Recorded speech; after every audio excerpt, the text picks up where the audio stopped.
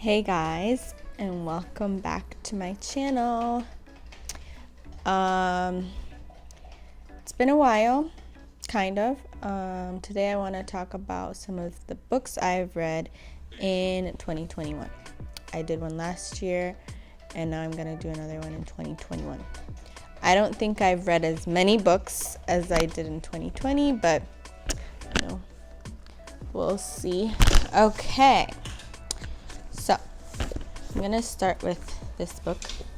It's called The Muslim Marriage Guide. And honestly, it's short.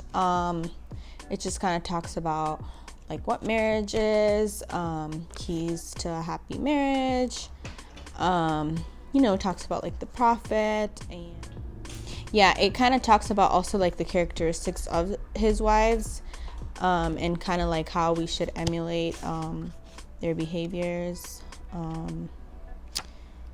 Yeah, okay, so that's book number 1. I'm not really doing this in order, but whatever. I read the story of Princess Diana.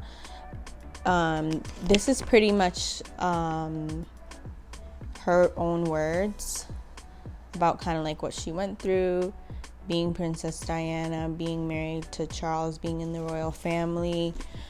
A lot of them were like recordings that were later kind of written into like a book format. It's so much drama. You kind of feel bad for her. There's a lot of things that people didn't really know about her. Trigger warning, she had like a eating disorder. So yeah, like she suffered a lot. She had a lot of mental health issues, and she wasn't in a safe environment to like help her with her own mental health issues. Like it was actually making things worse for her, but anyways, in my opinion, she was a great woman, and it's just tragic how she died. Okay, let's see what else I have. Okay, because I'm like really into psychology and stuff like that, I got this book, 30 Covert Emotional Manipulation Tactics. Not because I want to use those things, but because I just want to see how people use it, so I'm able to like know when people are doing these covert. So covert means like it's more like hidden. It's not like in your face, because there's manipulation that everybody's like, yeah, you're being manipulative, but like covert type of manipulation is more like it's not very in your face, which sometimes if you think about it, not even like on like a level between like one person to another, but like ads use manipulation covertly. Like, why do you keep seeing ads on your phone when you talk about it, right?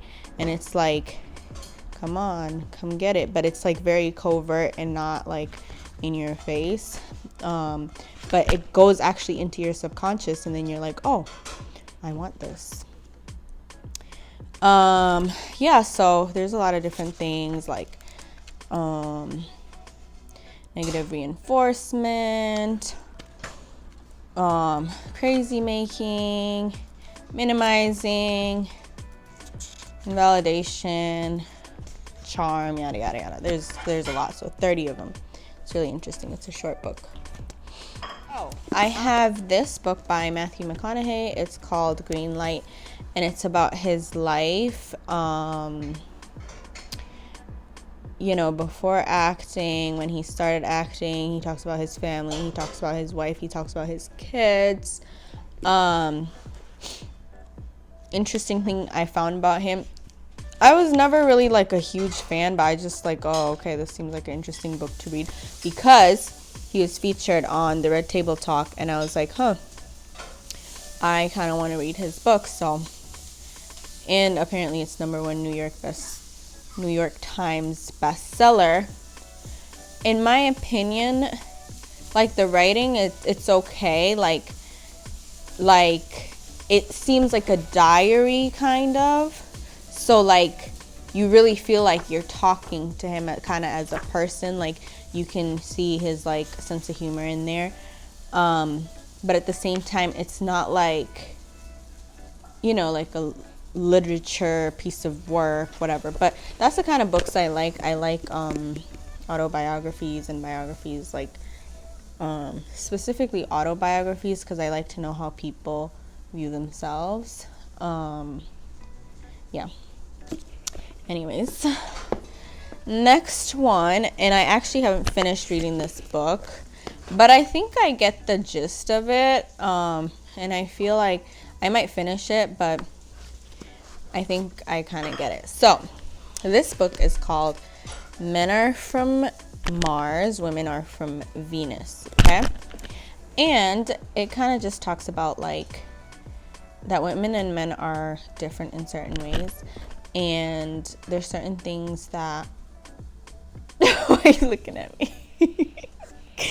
There's certain things that women need, and then there's certain things that men need, and then there's ways that they react to stress.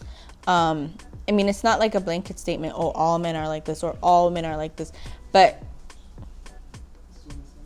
yeah. Yeah, so not all women are like that, or not all men are like that, but I feel like it did help me a little bit, like, understand, being like, I just got married, like, kind of understanding, a little bit more like how my husband is as a man, and then also an understanding of myself. Maybe I do things that I didn't realize, and I was like, oh, it's because women are from Venus. And this book was actually recommended by my aunt, and Tizwera, shout out. And she told me that my dad recommended that book to her when she was getting married. So, it's a nice book. Honestly, I feel like really, if you're like into that kind of stuff and like you're just getting married, I feel like it's a good book to read. I would recommend it too. Okay, the last book that I have read, and now I'm on to my next book because I finished this book. My little sister actually got me this book because we were talking about it, and she's like, hey, I'm gonna get you this book.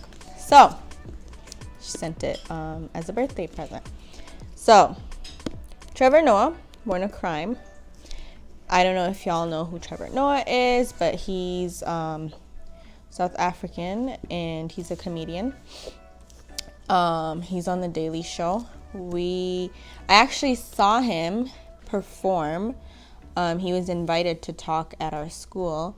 And funny story, like, we found out that he was performing. I'm a part of African Student Association. So at the time I was like, oh my gosh, like, why weren't we involved in this process? Like, and all of his jokes really were about, like, South Africa, being African, like a lot of things that I feel like us as a group, African Student Association, would have loved to like have met him backstage, like all that kind of stuff.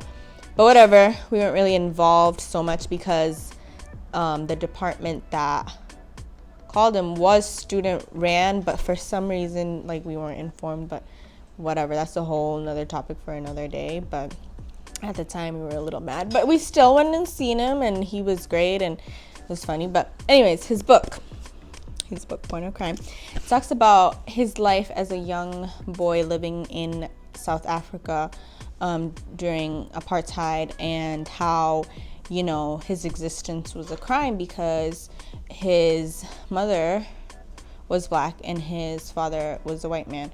So he pretty much was raised from his mom's side of the family, and he kind of went through kind of these identity issues of understanding himself. Like, he always identified himself as black because that is what he saw, that is what he grew up with. But then when people saw him, because he was lighter skinned, like, they would look at him like, are you really what you say? And one thing that stood out to me was he talked about like language and how that kind of trumped what your skin color is, and like that kind of made you who you are. So like at a young age he learned a lot of different languages, so whenever he was in a situation and he knew there were like a different tribe, he would speak their language and then feel more like connected. They would feel more connected to him, he would feel more connected to them, and it would kind of like surpass the whole color thing. Thank you.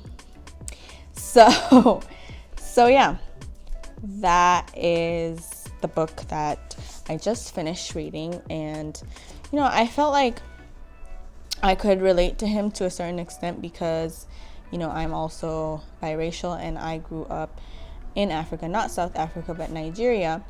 And so, you know, I would say I'm so proud of, you know, my parents for having us have that experience of living in Nigeria. First of all, learning Hausa, you know, it's amazing, you know.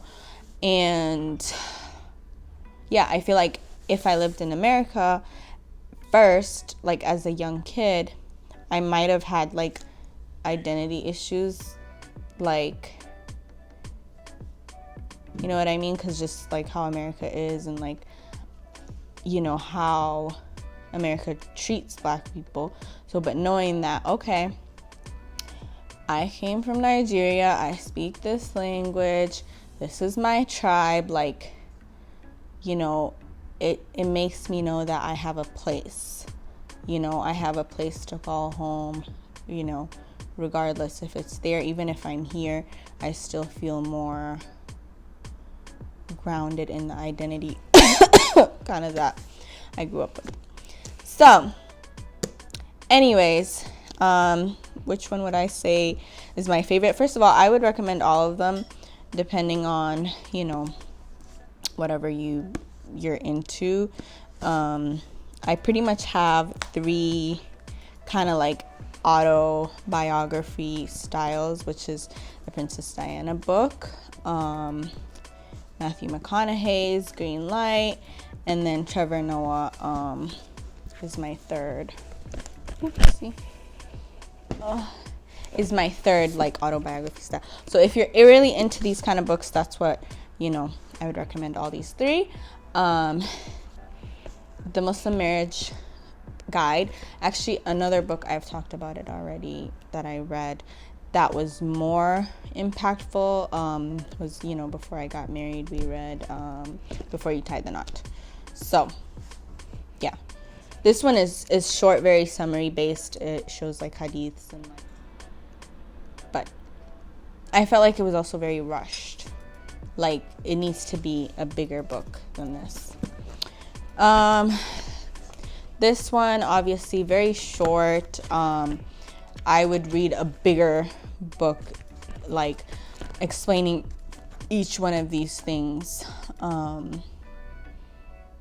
Yeah. Like, in depth. Because it's also very short. Yeah. And then, obviously, yeah, this one. It's also kind of like, I would say, in the realm of like self-help type books. So I got psychology, self-help, Islam, autobiography, yada yada. But yeah, I think I'm pretty much done here. Thank you all for subscribing. If you haven't done that, please do so. If you want, you can comment, you can like, you can share, whatever, and let me know what else you want to hear from this channel. But yeah, these are the books I've read in 2021 that I would recommend for people to read as well. Thank you.